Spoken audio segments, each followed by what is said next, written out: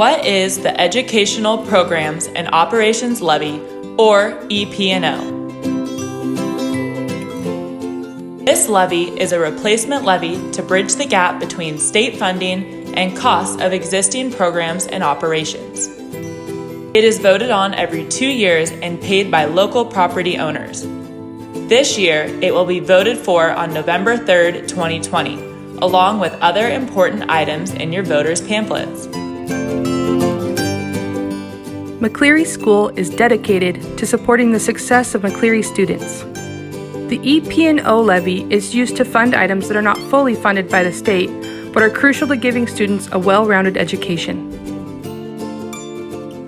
Levy funds allow McCleary School District to offer services such as special education, hiring educational support staff, music and arts education, educational technology, clubs and activities, after-school activities and athletics, food service program, teacher salaries and additional stipends, administrators, community preschool, after-school program, nursing services, school psychiatrist, school counselor, and so much more.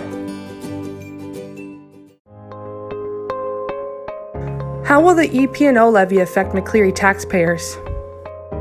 Property owners will pay $2.50 per $1,000 of the assessed value of their home. For example, a home value of $228,140 in 2020 paid $617.01 for the EP&O levy.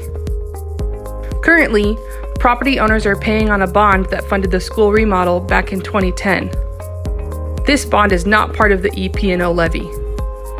Also, there is a state school tax that is controlled only by the state.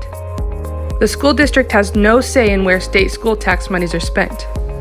The EP&O levy helps to fund all of the items previously listed that significantly impact student success but are not funded in full as part of basic education. You may be wondering about how this all works when school is currently being taught remotely. These funds benefit students whether they are learning in person or at home. For example, school counseling, special education, preschool, educational support staff, providing technology to students, and much more. As for remote learning, the thought across Washington state is that once the number of COVID-19 cases per 100,000 people gets to a safer number, and health officials deem it safe to do so, schools will gradually begin to move to an in-person model.